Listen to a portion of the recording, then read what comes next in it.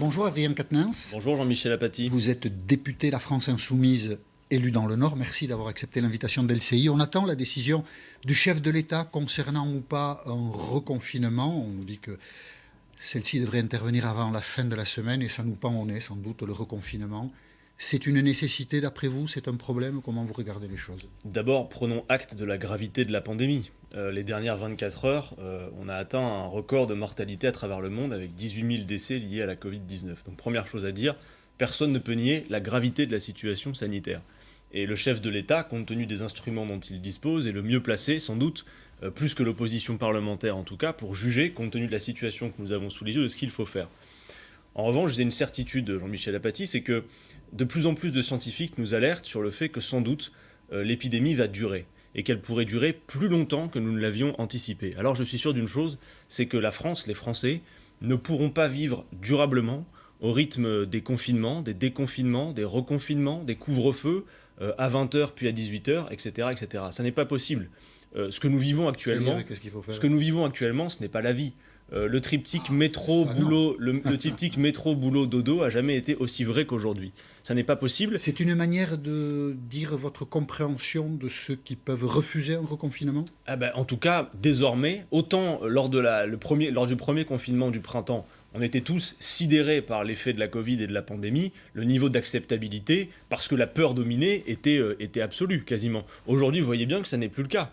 Et on voit d'ailleurs que dans d'autres pays, on voit ce qui se passe aux Pays-Bas. C'est de l'analyse. Mais est-ce que vous soutenez les gens qui disent... Est-ce que je peux vous faire écouter ce restaurateur qui à Nice hier a ouvert son restaurant? On va juste l'écouter. J'ai pris cette décision il y a 3 jours d'ouvrir quoi qu'il en coûte. En conscience des risques, bien sûr. Ouvrir quoi qu'il en coûte. 90 personnes étaient dans son restaurant hier midi, ont déjeuné sans masque, avec une proximité qui contrevient aux principes sanitaires. Est-ce que vous approuvez cet élément? Vous pourriez dire aussi un restaurateur qui employait quelqu'un en situation irrégulière, qui se retrouve d'ailleurs aujourd'hui en centre de rétention. Vous pourriez dire aussi. Oui, alors, mais je vais vous répondre sur l'aspect sanitaire, Jean-Michel Apathy. Oui, la décision d'un restaurateur d'ouvrir son restaurant. Alors, nous avons toujours été clairs depuis le début, nous sommes pour le respect de la discipline sanitaire. Néanmoins, de fait, avec à la fois les effets des confinements successifs, les ordres et contre-ordres qui ont été donnés, un certain nombre de mensonges aussi, notamment sur les masques, on voit bien que le consentement à la discipline sanitaire est de plus en plus affaibli. Mais je veux revenir à ce que je vous disais, on ne pourra pas durablement confiner, déconfiner, reconfiner, surtout si l'épidémie dure. Alors, il y a des propositions à faire, et au mois de novembre dernier, nous avons édité ce document, qui est un plan complet d'alternative au confinement. C'est vers cela que nous devons aller désormais. Mais attendez, excusez-moi, c'est trop théorique ça. Qu'est-ce qu'il faudrait faire là? Je vais vous dire. C'est trop théorique. Qu'est-ce qu'il faudrait faire demain pour lutter contre la propagation du virus? Je vous ai répondu en vous disant concrètement que l'exécutif, le chef de l'État, a les moyens de décider, compte tenu de la situation qu'il a sous les yeux, de savoir si, pour faire face aux variants et tout le reste, compte tenu du fait que la campagne de vaccination patine, on en reparlera peut-être après, etc., c'est à lui de décider. Mais moi, ce que je vous dis, et je demande que ça soit entendu par l'exécutif, qui, muré dans le Conseil de défense, qui est devenu une espèce de gouvernement parallèle tenu au secret, n'entend pas les propositions que formule l'opposition. Permettez-moi d'y venir. Là, il y en a tout un livret, j'en fais un. Une qui serait immédiatement praticable. Entendu, Jean-Michel Apathy. Merci. Nous proposons d'aller vers une société organisée par roulement, par rotation.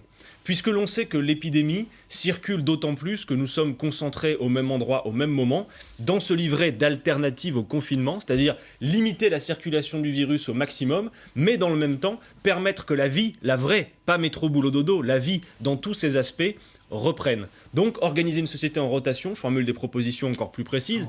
Par exemple, dans le travail, imaginons qu'on diminue un peu, par exemple d'une demi-heure, la journée de travail. On pourrait faire en sorte que les salariés d'une entreprise fonctionnent par roulement, n'arrivent pas au même moment, ne repartent pas au même moment. On pourrait s'accorder du coup pour éviter les flux sur les quais au moment des transports en commun, car regardez, l'un des effets du couvre-feu, sans doute en avez-vous vous-même été témoin, Jean-Michel Apathy. Que se passe-t-il lorsqu'on a le couvre-feu à 18h? Eh bien, les gens se pressent dans les magasins avant la fermeture des magasins, souvent d'ailleurs quand ils sortent du travail, et vous avez ces scènes de cohue dont on voit bien qu'elles ne respectent pas d'ailleurs les gestes barrières et les mesures sanitaires.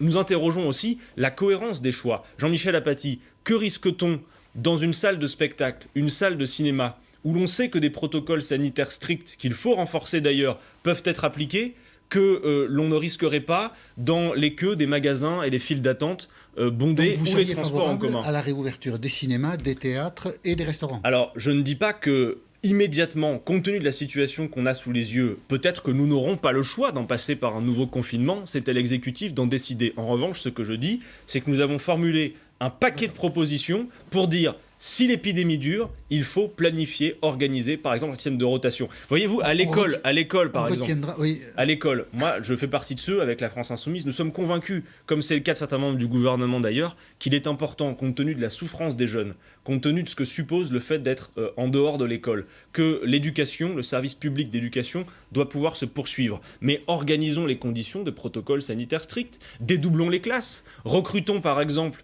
100 000 jeunes, qui pourrait accompagner des professeurs. Un jeune en licence d'histoire 100 000 jeunes. pourrait 100 000. Un jeune en Gabriel licence d'histoire pourrait accompagner un professeur. S'il manque de locaux pour dédoubler les effectifs, réquisitionnons des locaux. J'admets que c'est un défi logistique. Mais Oui, j'admets que c'est un peu une usine à gaz. non, mais Pour, attendez. En attendant, attendez. Le thème de Jean-Michel rotation, Apathy, par exemple, vous dites- on a du mal à le comprendre. Enfin, bon, peu Pourquoi importe. c'est pas clair? Non, mais Ah bon. c'est pas grave. Mais Jean-Michel Apathy, si l'épidémie dure et que vous êtes plutôt partisan de ce que nous vivons actuellement, Non, je suis pas c'est-à-dire partisan. confinement, reconfinement, déconfinement, couvre-feu. Moi, je vous le dis, ça ne pourra pas durer. Regardez la souffrance psychologique, regardez tous ces secteurs d'activité qui sont rudement impactés.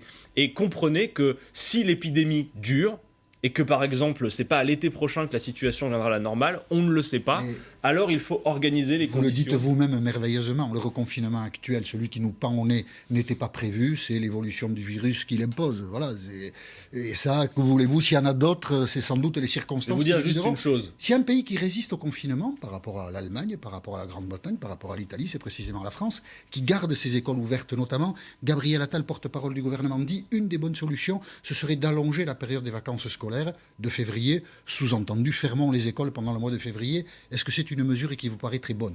Encore une fois, compte tenu de la situation à l'instant T, c'est à l'exécutif et c'est lui qui est le mieux placé pour prendre ses décisions. Moi, j'insiste, et vous me permettrez de le faire, sur le fait que si l'épidémie dure, ce système de reconfinement, déconfinement ne pourra pas durer. Et D'accord. donc la planifions rotation sera les conditions, par une exemple, solution. de rotation, de roulement, de renforcement des protocoles sanitaires, d'installation de purificateurs d'air dans les bâtiments. Par exemple, je vous dis concrètement, à l'école, si on estime que 30 élèves dans une classe, c'est trop, dédoublons les effectifs, permettons de réquisitionner des locaux. C'est un défi et logistique. allonger les mais vacances scolaires, ça vous paraît être une bonne Mais- solution? peut-être Pourquoi que pas. c'est une solution à l'instant T, mais ayons une plus longue vue. Est-ce que je peux vous faire écouter Jean-Luc Mélenchon qui donnait hier une bah, conférence de presse Avec plaisir. et qui a dit ceci que je n'ai pas bien compris? Eh On bien, peut-être je vais vous l'expliquer. l'écoute. La crise de la pandémie fonctionne comme un dressage général de la population à des habitudes de discipline sur des consignes que personne n'a le droit de discuter. Dressage de la population. Qu'est-ce Bah, que vous voulez écoutez, dire? ça a le mérite d'être clair. Jean-Michel Apathy, le confinement est peut-être une méthode efficace à l'instant T pour une situation, mais il n'éteint pas le virus. Mais il a un but politique, dressage de la population. C'est un but politique, on veut acclimater les Français à quoi? Abandonner leur liberté, à obéir au gouvernement? Écoutez, je crois... Dressage de la population, c'est ça que je comprends. Je crois sincèrement que la principale préoccupation de l'exécutif, c'est sans doute la situation sanitaire, mais admettez aussi que les restrictions de liberté que tout cela procède ne peuvent pas durer.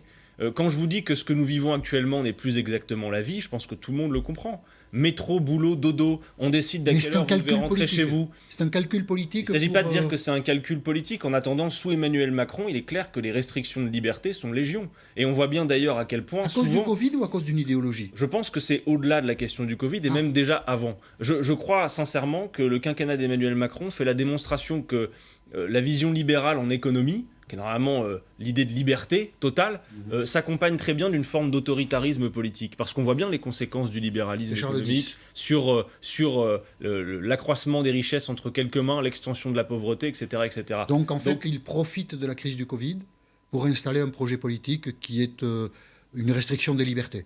En tout cas, la gestion de la crise de la Covid participe aussi dans sa gestion d'une forme de dérive autoritaire que nous dénonçons. D'accord. Jean-Michel Apathy, pourquoi, comment se fait-il, alors que nous avons un Parlement qui fait des propositions, qui travaille, comment se fait-il que désormais les décisions se prennent, des décisions sanitaires, se prennent dans un conseil de défense qui a été conçu, puisque vous êtes connaisseur des institutions, qui a été conçu pour la stratégie militaire. Le virus n'a pas de stratégie militaire. Et il y a des gens tout à fait compétents là-dedans, mais qui ne sont pas des médecins uniquement.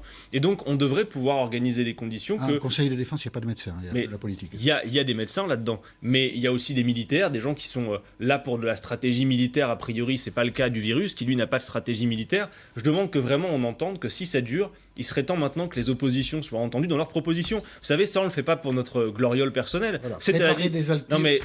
C'est à la disposition du gouvernement. Et sans doute de ceux qui veulent s'informer aussi. Également. Sans doute trouver se livrer. Une question d'actualité, puisque la crise sanitaire a de multiples facettes, on aura l'occasion de les évoquer une autre fois. 9 mineurs viennent d'être interpellés ce matin, après l'agression du jeune homme Yuri à Paris, dans le 15e arrondissement. L'agression a été très violente, elle a ému beaucoup de gens puisqu'elle était visible sur les réseaux sociaux.